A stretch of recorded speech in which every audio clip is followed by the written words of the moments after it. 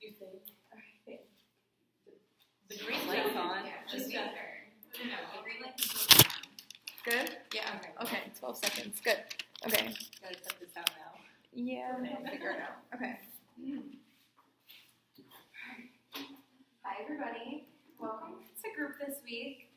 So now that we've been in group for about 4 weeks, I feel like we've really grown and gotten to know and trust each other. So today I kind of want to take that and go and talk about, go a little bit deeper into our feelings and kind of get in touch with some of our more like raw emotions. And before we get into that, I wanted to open before like how we normally do with the conversation. Something a little bit different this time is I'm going to give you guys kind of like a prompt, just to reflect on this past week since we've been in group.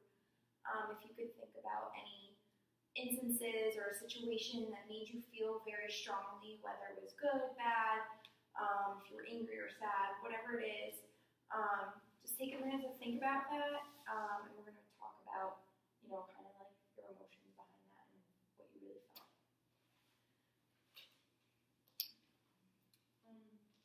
So a time this past week where I felt, I would say, probably a mix of angry and disappointed was when it was my birthday and we were supposed to be going out for a family dinner, and I got home from school and my mom was just drinking again and acting all crazy how she always does.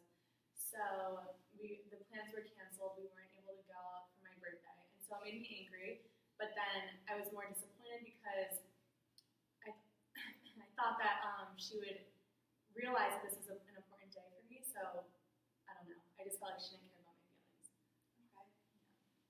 Thank you for sharing. Anybody want to go next? So this past weekend, my friends, they got invited to like a cool like football party, and like they wanted to drink and everything, but I'm still not like comfortable enough to like be in a situation with all that, because I don't know, I've never gotten drunk before, like that's like, I don't know, I feel like I'm not old enough, and I feel like it's crazy. So they were all there drinking, and like I just felt so uncomfortable, and I just didn't know what to do with myself. So yeah, I just kind of felt very weird. I'm just taking notes so I can remember later. Nothing good or bad, just so I can remember. Anybody want to go next?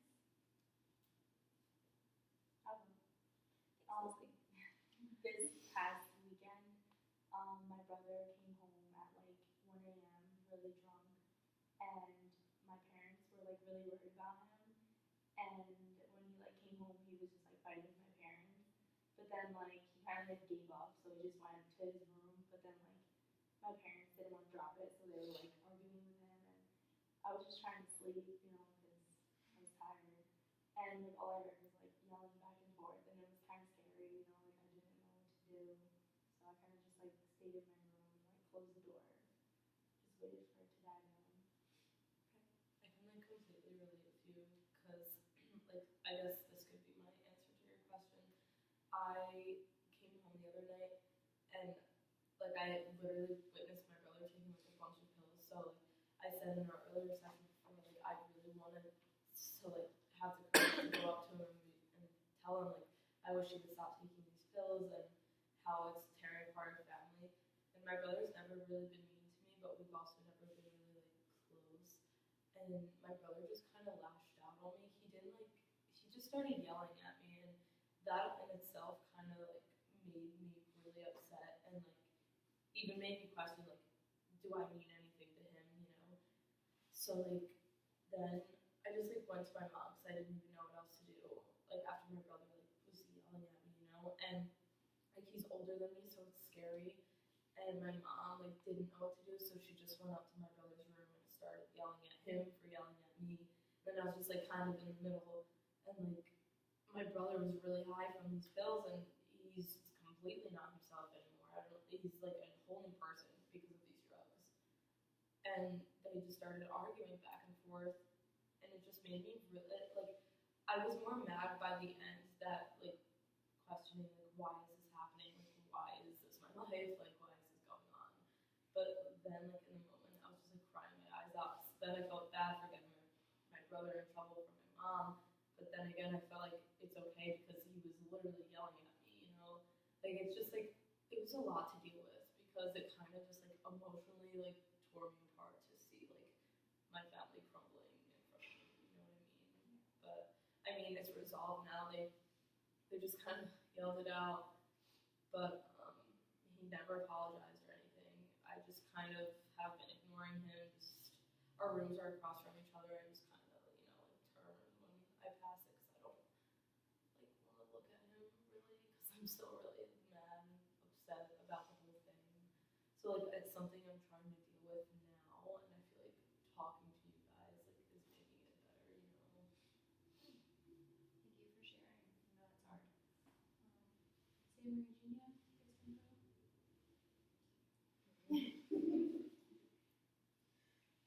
Yeah, I scheduled a meeting to lunch with my uncle, but he never showed up. So I was pretty sad that he didn't show up. And he never called me back. So I don't know what is going on. I haven't spoken to him. So you think it's because like substance abuse, like he just is Yeah, out of it? because I was going to talk to him about the things that I've learned here so that he can stop drinking, but he never showed up.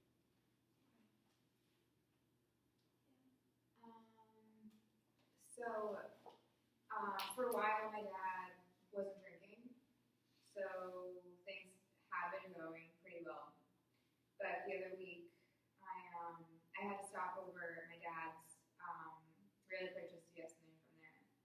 And when I got there, he was in bed sleeping. It was like 3 in the afternoon, and I knew like immediately he was drunk. And I don't know what happened. I don't know what took control over me, but I've never yelled and cursed so much at someone, especially my dad. And it was like freaking out at someone who was dead because he definitely has no recollection of me even coming. He was so intoxicated that he could hardly answer anything I even said. And I was just like, it was like screaming into a pillow, basically.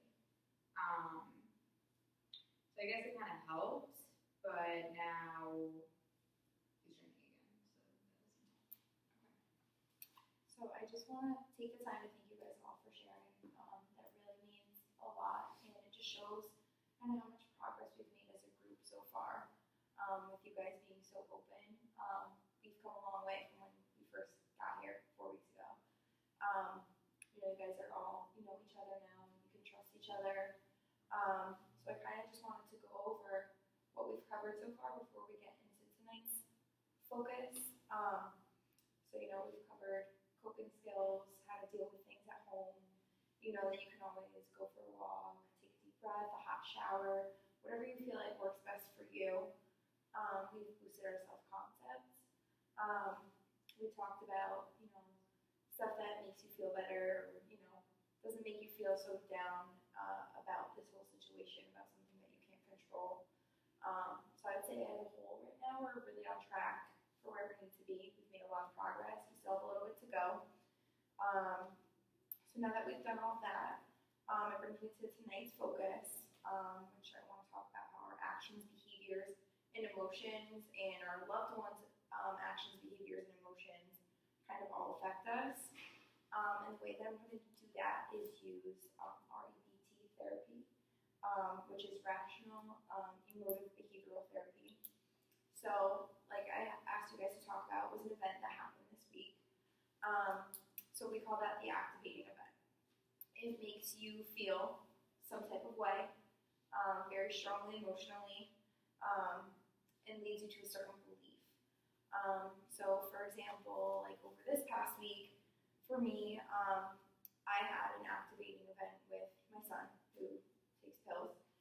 And I just felt that, he was high when I came home, and I felt that he was just taking it out on me, and that it made me feel that, he hates me. I'm the reason that he's taking drugs. And, it really made me sad and depressed about our relationship, but it brought me to think about, the emotions that it brings out in me, just to kind of realize that that's not my fault, that I'm not why he takes pills, to understand that, what I think in the moment might be my fault isn't actually my fault.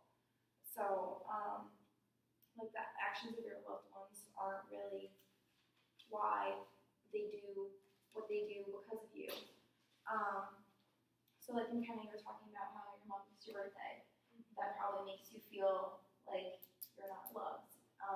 But you are. She just has her substance problem, and that can kind of blind you in how she really feels about you. But that's not true. She loves you. She just needs to find like a better place. Robin, you talked about how you were uncomfortable at a party. Your friend's actions, like drinking, probably made you feel left out. They're not doing it intentionally to hurt you. And I wanted to talk about kind of like, how uncomfortable you were. But that's not out of the normal.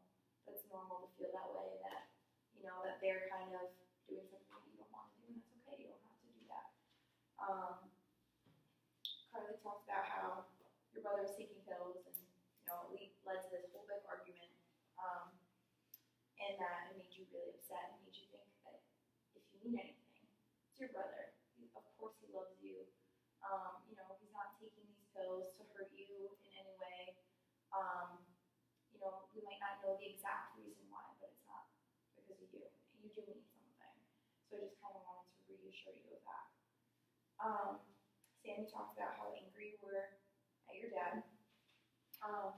That his actions make you feel angry, and you have every right to feel angry. We're all going through this period where people's substance abuse is taking over your life now. But just to kind of take a step back and realize that you're not the reason that he's asleep at 3 o'clock in the afternoon, and that that's out of your control. Kind of just use some of the coping skills that we learned earlier and take a step back and take a deep breath about that. Eugenia, you talked about how your uncle never showed up. I'm sure that made you feel kind of like sad and abandoned. But that's not you. That's not your fault. So don't let your emotions lead you to think that their actions are because of you. And last but not least, Leslie came home, and your brother was drunk and fighting with your parents, and you kind of just wanted to stay away from all that, and you kind of felt a little bit scared and alone. I feel like, you have to realize some things you can't control, and that,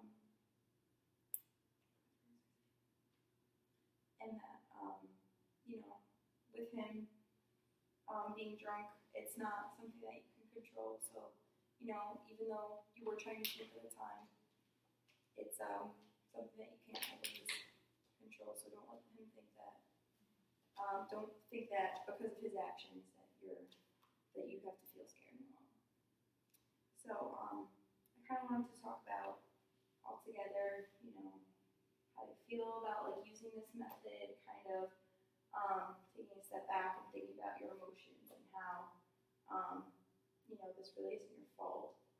What you guys think about it, if you think that that would kind of help you further down the line, if you feel like maybe you just want to be angry in the moment, that's okay, to show how you feel, but just know that their actions aren't because of you. Does anybody have like any questions or? I like this method because I feel like taking a step back in the moments that are hardest for us will like prevent me from getting so upset and so angry at my mom or anyone's loved ones who do have substance abuse issues. And like you said, it's not our fault. So taking a step back and looking at the event that has occurred and what really is like firing off those emotions will help me dealing with my emotions, if that makes sense. Makes perfect sense. Thank you for I sharing.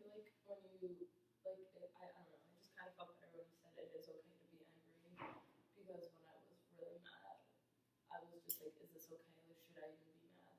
Like kind of putting not so much blame, but like questioning myself and like my own feelings, even though I know it's natural, you know. It's not like I'm gonna be happy in that situation or feel good. Like I'm gonna feel really upset, and you know, anger comes along with it. So I'm just like that made me feel a lot better that I was angry. Yeah. And you're justified for your emotions.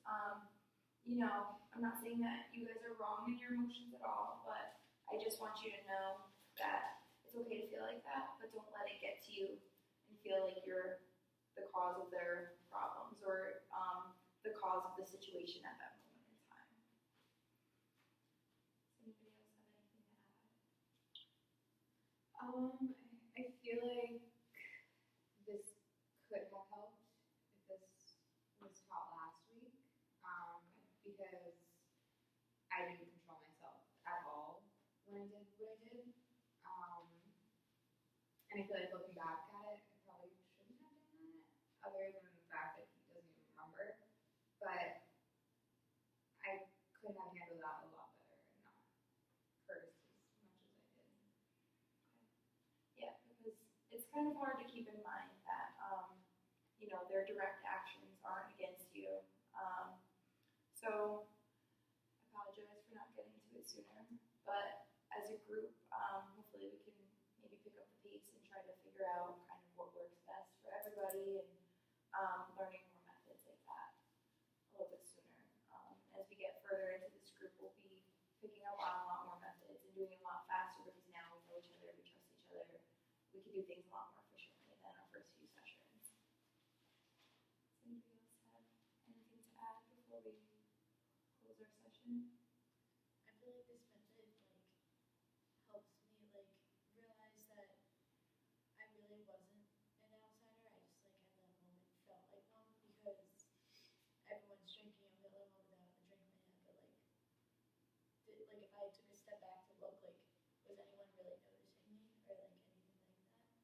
So it's nice to see it from an outsider's view. Yeah, and it's good to know because you still belong at the party. You just might not be drinking, and your friends aren't intentionally leaving you out. They just doing something different than you. So don't feel uncomfortable in your own skin. I really want everyone to leave here and feel good and confident about what they do later on.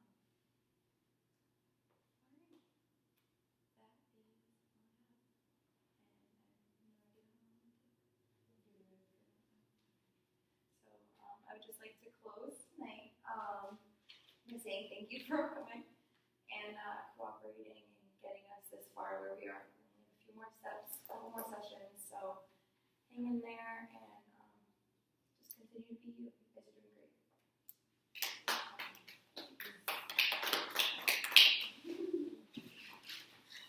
I don't get it. Good. I felt like it was so. Wait, how do I Do you want to unlock the computer? Sorry. Yeah. It might be Was that like a two? minute short. That's what I was thinking. Like